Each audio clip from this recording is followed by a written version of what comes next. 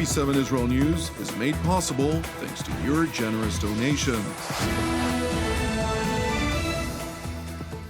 Shalom, good evening. This is TV7 Israel News broadcast to you from Jerusalem. Israel unites in mourning as Shiri Bibas and her two little boys, Ariel and Kfir, are laid to rest. The IDF strikes at Hezbollah terror targets in Lebanon amid repeated violations of the ceasefire by the Iranian proxy. The Jihadist regime in Damascus attempts to defy Jerusalem's red line vis-à-vis Southern Syria, drawing a vigorous response. Israel united in mourning today as thousands upon thousands of Israelis thronged the country's central city of Rishon LeZion, among others, to pay their final respects to the Bibas family, including Shiri Bibas, 9-month-old Kfir Bibas, and 4-year-old Ariel Bibas. I've come here to pay my respect to the Bibas family, Ariel, Kfir, and Shiri, that were murdered in captivity. It's a very tragic and unfathomable event. It's horrific, and it's something that is very difficult to come to terms with. And it's the little bit that we can do to try and show our solidarity with the family. Following the motorcade's arrival at the cemetery in Sohar, which is a town near the family's home in the community of Nir Oz, Yarden Bibas, husband of the late Shiri and father to the late Kfir and Ariel, who was recently released after 485 days in Hamas captivity, initially eulogized his wife in the company of his family and closest friends. Shiri, your presence is profoundly missed. I want to tell you about everything that's happening in the world and here in Israel. Shiri, everyone knows and loves us. You can't imagine how surreal all this madness is. Shiri, people tell me they'll always be by my side, but they're not you. So please stay close to me and don't go far. Shiri, this is the closest I've been to you since October 7th, and I can't kiss or hug you, and it's breaking me and killing me. Shiri, please watch over me. Keep me away from bad decisions. Shield me from harmful things and protect me from myself. Guard me so I don't sink into darkness. Mishmish, I love you. Yarden Bibas continued by eulogizing his two little sons. Ariel, I hope you're not angry with me for failing to protect you properly and for not being there for you. I hope you know I thought about you every day, every minute. I hope you're enjoying paradise. I'm sure you're making all the angels laugh with your silly jokes and impressions. I hope there are plenty of butterflies for you to watch, just like you did during our picnics. Chucky, be careful when you climb down from your cloud not to step on Tony. Teach KFIR all your impressions and make everyone laugh up there. Ariel, I love you the most in the world, always in the world, just as you used to tell us. Kfir, I'm sorry I didn't protect you better, but I need you to know that I love you deeply and miss you terribly. I miss nibbling you and hearing your laughter. I miss our morning games when Mom would ask me to watch you before I went to work.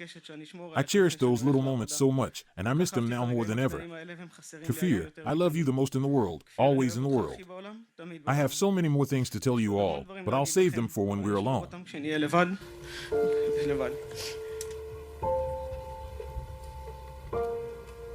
The heart-wrenching funeral of the Bibas family, who were brutally murdered by the Palestinian Islamist Hamas, took place a day after Israelis attended the funeral of the late 84-year-old Oded Lifshitz, whose 85-year-old wife, Yocheved Lifshitz, who was released after 85 days of Hamas captivity, eulogized her husband, who was murdered by his captors, and noted the fact that while they proactively promoted peace between Israel and its Palestinian neighbors, hopes for peace were met by the atrocities committed against them.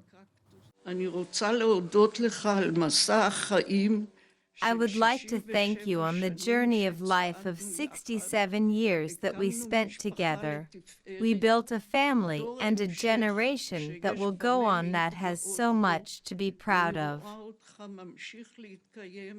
I see you continuing to exist in each one of our children. grandchildren, and our great-grandchildren. In our life together, we were able to support each other in self-growth and professional development. We grew our children and our cactuses together. We traveled the world and took our grandchildren, each one in his turn, to experience with us everything we loved. We fought across the years for community justice, for peace, but unfortunately received a hard blow from the people we helped on the other side. I stand here shocked to see the amount of graves and great destruction of our community that was completely abandoned on the 7th of October. Israeli President Yitzhak Herzog, who eulogized Oded Lifshitz, voiced Jerusalem's deep regret and asked for forgiveness.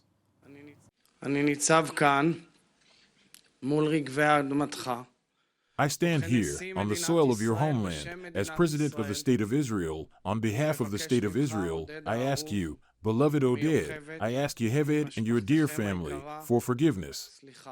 Forgiveness that the State of Israel did not protect you, your family, and your kibbutz.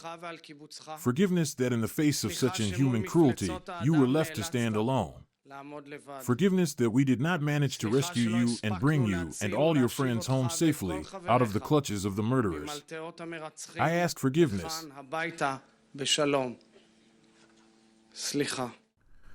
Turning to Israel's northern front, where the Iranian proxy Hezbollah continues to try to rehabilitate its terror infrastructure throughout the heavily battered southern Lebanon.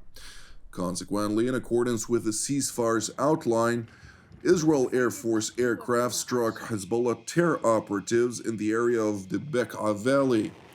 The strike was conducted after the terrorists were identified operating within a Hezbollah production and storage facility for strategic weapons.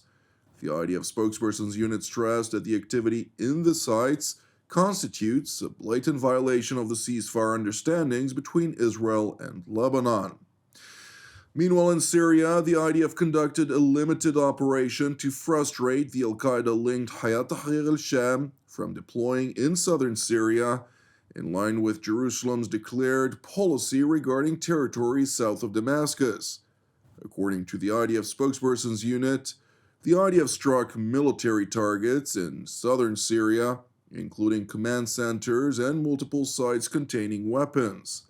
It continued by underscoring that the presence of military forces and assets in the southern part of Syria pose a threat to the citizens of Israel, and therefore the IDF will continue to operate in order to remove any threat to the citizens of the State of Israel. It is important to know that the Turkish-backed HTS-run interim government in Damascus sought to defy Israel's warnings, deploying heavy weaponry to the Daraa governorate. However, these attempts were immediately met with Israeli resolve, with Defense Minister Israel Katz saying in a written statement that any attempt by Syrian regime forces and terrorist organizations in the country to establish themselves in the security zone in southern Syria will be met with fire.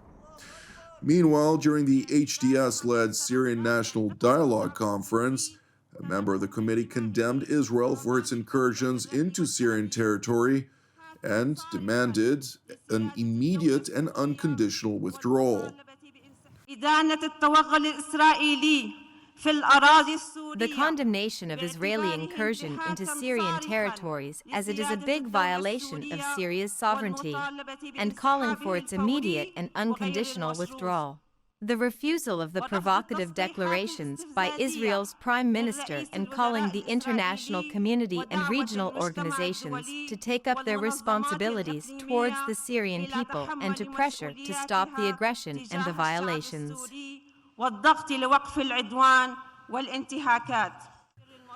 The Turkish-backed interim president of Syria, namely Abu Muhammad al-Jolani, also known as Ahmed al-Shara, addressed a conference which drew supporters of the HTS-led effort to consolidate power in Damascus. The unity of arms and its monopoly by the state is not a luxury but a duty and an obligation. Syria does not accept division. It is an integrated whole, and its strength lies in its unity. Today is an exceptional, historic, and rare opportunity. We must take advantage of every moment of it to serve the interests of our people and our country, and suits the sacrifices of its people. It is important to explain that none of the rival political factions were invited to the so-called National Dialogue Conference, which, according to a source in the know, stems from HTS's refusal to accept any quotas of non-HTS members into the future governance of Syria, in contrast to commitments of inclusiveness, which the jihadist group repeatedly claims to promote when discussing matters of the future with their Western counterparts. Thank you for watching TV7 Israel News. It's important to know that TV7 Israel is a non-profit ministry with all of our productions exclusively reliant on your generosity. Therefore, if you're blessed by the content of our programs, I would like to encourage you to support TV7 Israel with a donation. You can do so via our website at www.tv7israelnews.com. Separately, as ever, pray for the peace of Jerusalem and salvation of Israel. Jonathan Essen wishing you an Erev Mevorach, and God willing, we'll see you during our next update. Until then, Shalom from Jerusalem.